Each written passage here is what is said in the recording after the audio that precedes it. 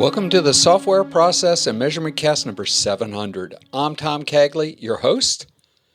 Today, we feature our interview with Slater Victoroff. Slater suggests what we think of as AI today will be overtaken by human-machine partnerships. He uses the metaphor of a bionic arm. AI is the future, and the future is not very far away. Slater Victoroff is the founder and CTO of Indico Data Solutions, an enterprise AI solution for unstructured content with emphasis on text and NLP. He has been building machine learning solutions for startups, governments, Fortune 100 companies for the past 5 years and is a frequent speaker at AI conferences. Are you ready to talk AI human partnerships? It's time for the interview. Slater Victoroff, CTO of Indico Data. Welcome to the Software Process and Measurement Cast. Thanks so much for having me. I am looking forward to this conversation. Okay, and we'll start deceptively easy. What is AI? That's good. And I appreciate deceptively easy. The way that I define AI is that it is anything where you are taking a process that is traditionally done by humans and moving some part of that process into a machine in an automatic way. Now, importantly, AI is this contextual definition. So the example that I like to use is elevators. Back, when elevators were still human operated, a system that allows you to automatically move the elevator up and down would count as AI. Today, because that's something that's traditionally automated, that no longer counts as AI. So when we're talking really today about today's AI, it focuses very much on the problem that I would define as unstructured data. So this is text, audio, image, and these are just tools and data sources that have been very, very difficult to get after historically. But with a lot of these new techniques, that you hear about from Google and Microsoft and all that, those sorts of problems have become a lot more approachable than they were in the past. So that's really the center of the target of today's AI. Okay. So at some point, what's AI today will not be AI tomorrow. Absolutely. I think you can look at even slightly subtler examples of this. But if you think about old risk parity models, and for folks that aren't very familiar with the financial side of things, the idea is really roughly, if I look at all the stocks out there, maybe I have no idea what to buy. But I at least can recognize that there's some groups that will move together and some groups that will move separately. So I can come up with, an AI system that understands this and can kind of balance across the different clusters of stocks so that even if something weird happens in the market, I'm protected. So, very, very roughly, that's the idea of risk parity. And that's something that, again, even just a couple of decades ago, we would have thought of that as, an AI powered sort of offering, right? Today, it's not, right? Today when we look at even, linear regressions or actuarial models and insurance underwriting, these are things that, again, would have been considered AI decades ago, but we really don't think of these things as AI anymore, right? They become advanced statistics. And yeah, if you play the record forward 10, 20 years, that line is going to move again. Let's come back to that a little later on in terms of where this goes. Skywarn, for all we know, right? Now we'll come back to that. Yeah. What do organizations do with this? I mean, if we take that definition, then where does it go if you're, the guy down at the corner? Yeah, absolutely. So when we think about unstructured data and, Indico Data, we really focus on sort of the Fortune 500, banking, financial services, insurance, not exclusively, but, we're in the enterprise. This software has gotten much easier to buy and adopt, right? 20 years ago, if you wanted to build something out like this, it would $10 million kind of price point. And today, it's $100,000. But $100,000, still expensive. So it's not quite at the, kind of SMB mom and pop store in a significant way, still in bits and pieces, but there's still progress to be made. Mm-hmm. But when we really talk about what the biggest unstructured challenges for the enterprise are, right? What can they do with today's AI that they couldn't do with yesterday's AI? You're talking about things like document processing. So if you think an invoice comes in, someone looks at it, they extract values out of it, right? They decide whether or not to pay the invoice. Or maybe even more complex, you think about the legal contract review process, where there's going to be some internal standard and theoretically some checklist that they're supposed to go through in reviewing this 60, 70 page contract to figure out if it adheres or not, right? And, you just look out across the organization, right? You think about documents, you think about, images and insurance claims for car damage, right? And it's everywhere. It kind of litters the enterprise. And so really any place where you've got a significant volume of this happening, place maybe where it's a very important process, one that you'd really like to show that you're doing very consistently, especially cases where there's a lot of value in having this audit trail where maybe, downstream you say, maybe it's a loan application. You're like, this loan was rejected because this value was too low. Being able to actually, back up, hey, yes, Joe extracted that value from this document on, January 3rd, and here it is. And a lot of people don't realize, but that's not something that you can do today. Today, the way that these processes happen is your level of transparency is basically the documents showed up on Joe's desk and Joe said no. So, it's really transforming a lot of that. A lot of people think of this as sort of the next generation of digital transformation, also very linked into robotic process automation, automation kind of broadly. Some ties in with analytics and applications as well. But, those are some examples of send to the target sort of use cases. So hoovering up all of, in the example, the applications or all of that paperwork, parsing it. So at one point I lived part of my life in a company that, had software that scanned documentation and built those huge databases. Didn't put them all together, and so they have all of this data piled up. I guess obviously part of that is figuring out what the right algorithm is and coming up with, okay, if we know all this, we know some of these failed, which ones failed, which ones didn't, where's the better line to be drawn? Mm-hmm. So one of the things that we really like to think about from an analogy perspective, because you think there's a lot of places you can think, okay, what part of that process then are we plugging into, right? How does the AI function, right? What part stays human, what part doesn't? And actually, that's a series of really important and challenging questions to answer in the abstract. So the way that we like to view it, and not all companies view it this way, a lot of people view it very, very differently. We really like to think of ourselves as a bionic arm. So the idea is that we think of every process as flowing through a human, right? So we center very much on, the lawyer that is having to retrieve these documents and then do some particular kind of review on them. And the idea is that this is a series of, sort of user experiences and these AI models underneath that help them do this in kind of this incredibly rapid way that's going to be, 5, 10, 20 times faster than they could do manually, right? And, you think of that for every document-based process kind of across the enterprise. And yeah, a big piece is the algorithms, right? These modern ML algorithms, they didn't exist just a couple of years ago, right? Transformers and, other more complex stuff that we actually use nowadays, didn't exist even a handful of years ago. But an even bigger part of it in a lot of ways actually is the data itself.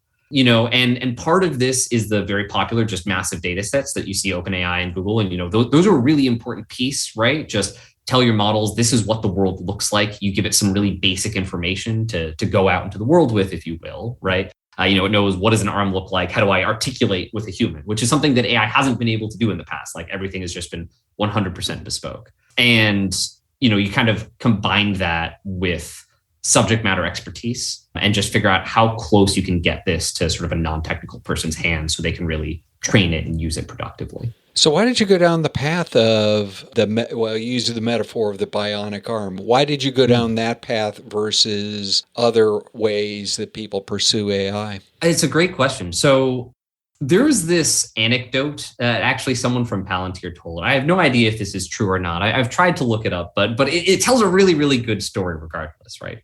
So he talks about this chess competition. And the idea is that this was after, Kasparov lost to Deep Blue or Big Blue, or, whichever one he lost to, right? And rather than asking the question, can humans beat machines? They wanted to ask the question, what is the best overall system for playing chess? And the result that they found, and it was actually really interesting for a while. And unfortunately, chess now is kind of too easy. You can basically just solve it with a machine. So this isn't quite the case. But they developed this notion of centaurs. And this is actually what they called it. So that's not my term. But a centaur is a human-machine hybrid. So the idea is that a human is saying, oh, hey, I think this move looks kind of interesting. Play out 100 simulations in that direction. Play out 100 simulations in that direction, right? Tell me what happens. And that by teaming sort of the human and the AI together, especially in areas where you were working kind of at the frontier of what AI was capable of, you were capable of doing so much more than you were with either individually. And I think that really is sort of the more prevailing notion, if you will, is AI as an android, AI as something autonomous and separate from a human. And I guess maybe just another thought that I've had is that we've got plenty of humans, and human intelligence is great, don't get me wrong, but I'm a lot more interested in what can we build to augment that. Not like, can we spend $1 billion to, build a human in silicon, right? Wow.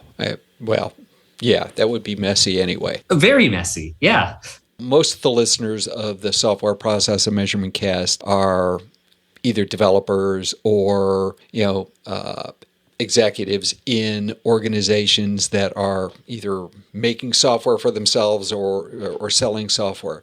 What should they be thinking about in terms of AI and machine learning? Yeah, so I think there are 3 key things to really keep in mind when you're talking about the adoption of modern AI, specifically from an executive or a developer's perspective. Number 1 is thinking about the right analogy for this adoption. And I think it is really important that, even if vendors try to push you on this idea of kind of AI as an android, it's not particularly helpful. Recognize that it's going to be a part of a larger system that's going to be behaving, somewhat organically and probabilistically. And you have to kind of lean into that from the start. So that's one piece that's very, very important. And, you can think about it relative to traditional software, because while the algorithms, they did have to be developed, they're pretty good at this point. You do need an expert to sort of figure out what you should use, what classes of models, but they exist, right? You're not doing kind of basic research to figure that out anymore.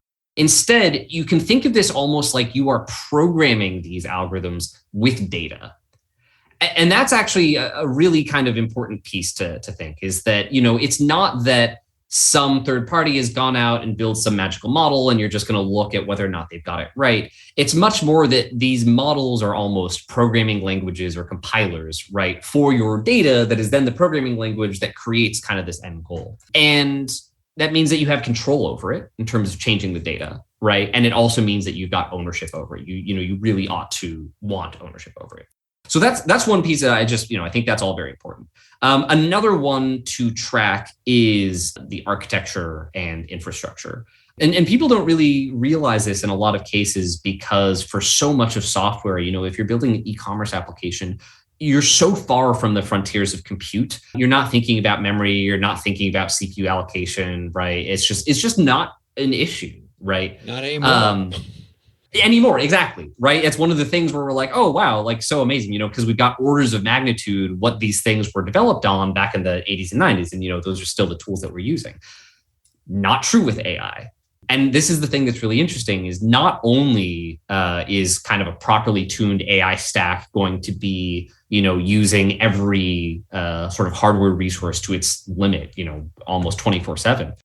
But you actually start to run into these really bizarre hardware limitations, right? Things that you really don't think about in any other context. Things like the number of open files you can have at a single time, right? You become memory limited. You become limited by the bandwidth on a SATA port, right? All these things that just you never ever have to think about in a traditional software sense actually become incredibly, incredibly crucial. Back to the metal almost. Yeah. I mean, we had an actual on-premise installation. I'm writing an article right now about us taking our last physical, device apart, which was, halfway through the pandemic. It was very, very recently. there's still a case to be made for it. I've got GPU sitting under my desk for a reason. Where does this all go? AI broadly? Yeah. I think one really big piece, and obviously this is what I'm extremely excited about, is when you think about all of this unstructured data out there, right? You think about that XKCD, right, where they're developing the app and they say, I want to know whether or not someone's in a state park. It's like, no problem. I'll have it done in a week. And, I want to know whether or not the picture is of a bird. They say that's going to take me a research team in 5 years, right? And I think that that's still how a lot of people think about it, right? When we think about all of these incredible applications of AI about, understanding images and understanding text, right, and understanding documents, I don't think people have any shortage of imagining what is possible in a world where we can really treat all of these data sources as first-class citizens. I think that we're very far from having these tools in a really widespread way, right? I think that I would really love to see a future where, new companies are being built on the backbone of technology like this. Companies that say, hey, we recognize now that we can interact with text and documents in a fundamentally different way. We can allow users to interact, with webcams in a more natural way and with free text in a more natural way and support all sorts of new interactions that we just couldn't before. So do you see that evolving as individual organizations, or do you see someone becoming the Google of the AI backbone? I see us becoming the Google of the AI backbone, right? Okay. That's why I'm doing it. But I think that still at the end of the day, right, movements are made one organization at a time. Okay. So from our perspective, right, success for us is, can we make our customers successful with AI? The way that our product is oriented is not, if someone's going to show up and they're like, I want to automate my invoices, we're like, okay, but is that it, right? If that's all they're looking for, we're like, sorry, like not interested, right? Yeah. We're looking for people that are trying to say, hey, we want to change the way that we do business. We want to change the way that we develop these applications internally, right? We want to change the way that we look at all of this data that runs our business, right? So that's how we really like to think about it.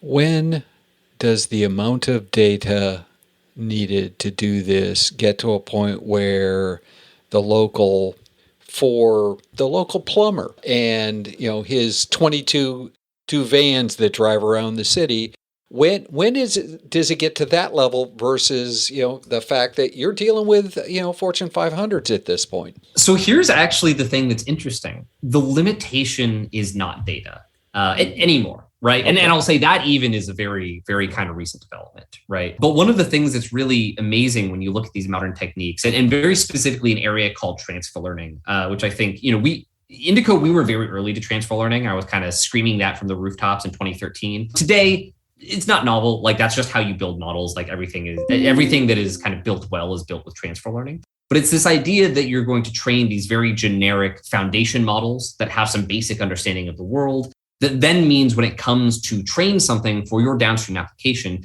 it takes radically less data. And these techniques are actually so good that, you're down to, we tell our customers 200 examples. And actually, you've got 200 examples as, someone with 22 trucks, right? That's actually not that bad. The problem today really is compute cost.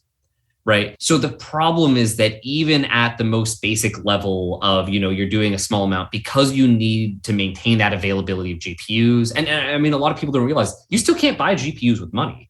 Right. GPUs are, the most popular, most expensive consumer computing electronic, in the past decade. Right. They sold 20 million of these $800 devices and, they're on eBay for $2,400 a piece. And, NVIDIA's like, I don't know, we'll tell you in a year when maybe you can buy these. So, with all of that, compute still is very much the limitation, right? Because when you have to spend at a minimum, $3,000-$5,000 a month to keep a cluster going, right? Or even keep sort of a basic GPU instance available, it really limits accessibility. When does that get to a point where, is that just because of the logistics issues out of the pandemic, or is it because of the explosion of need? I think it's both. And I don't think, honestly, either one is going to slow down anytime soon. Because I think one of the things that's also pretty crazy to think about is that the demand for GPUs is so immense that we're having to kind of change the way that we think about creating chips, right? We just don't have the capacity. And, we don't have facilities for building these in the US, right? There's kind of been this capacity that has taken us, so far. But we've gotten to this point now where it's almost like we've got this near infinite demand for GPUs, right? However many NVIDIA makes, right, at the price point they managed to create these at fantastically profitably, the market will bear pretty much an infinite number. And the stock price shows it, right? Yeah. Well, that would be the interesting place to be at this point, if that's what your play was. Obviously, using them is, well, we have to go somewhere with that. If you woke up tomorrow morning, someone handed you a cup of coffee and a magic wand, or if you do something else for your caffeinated beverage of choice and said that you had two wishes and you could change anything about the way people perceive AI, what would those two things be and why? I think the first thing that I would do is I would get the notion that AI is a reflection of the data we put into it, and you are programming it with that data into people's heads. The reason for that is I think that too often this notion that AI is like uncontrollable or, can't be introspected, right, gets into people's heads. And I think that fundamentally leads to an abdication of duty where people say, oh, it's biased, I can't fix that, right? Oh, it's got problems, I can't fix that. And people fail to realize that anything you're seeing from an AI system, again, AI systems as defined in the modern ones we're building today, someone put there, right? It is only reflecting what you put into it. And it is very difficult to figure out what the right data to train things on is, but that is the problem that has to be solved.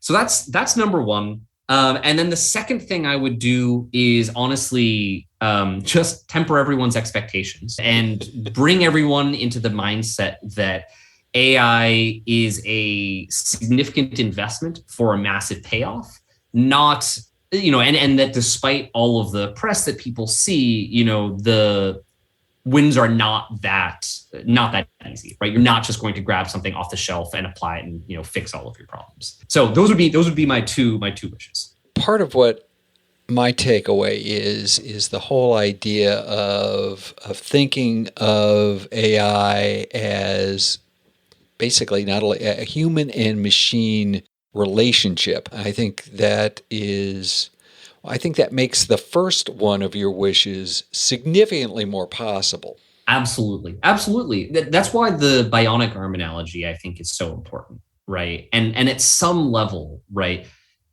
you want to think about it as a human machine partnership.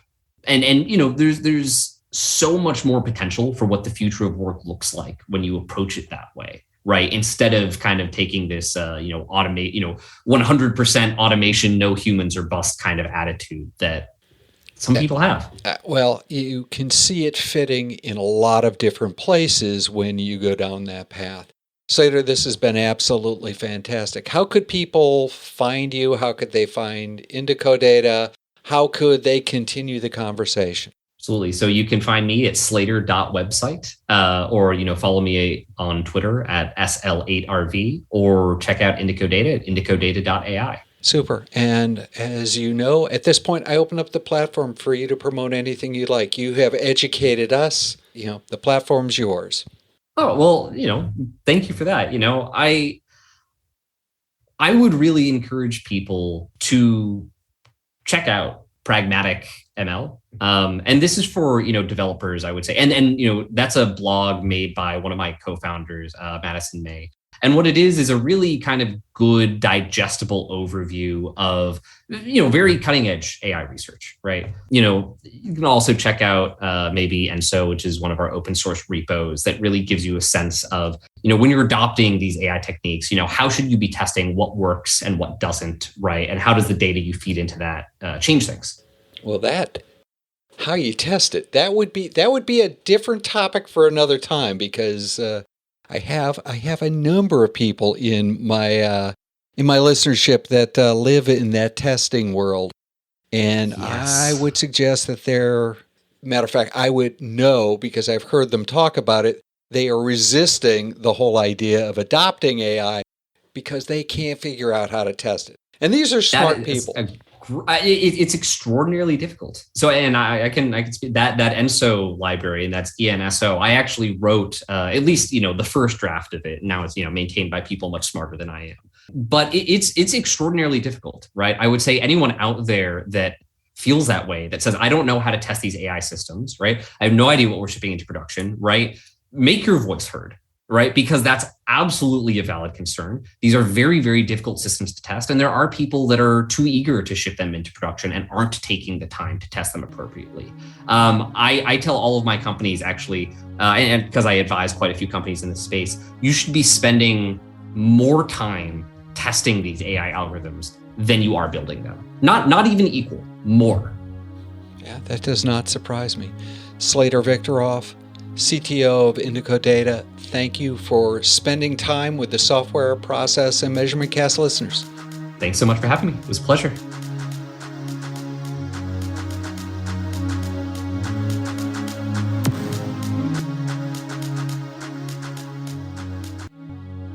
In Reread Saturday News, the chapters of Why Limit WIP We Are Drowning in Work this week and last are interrelated.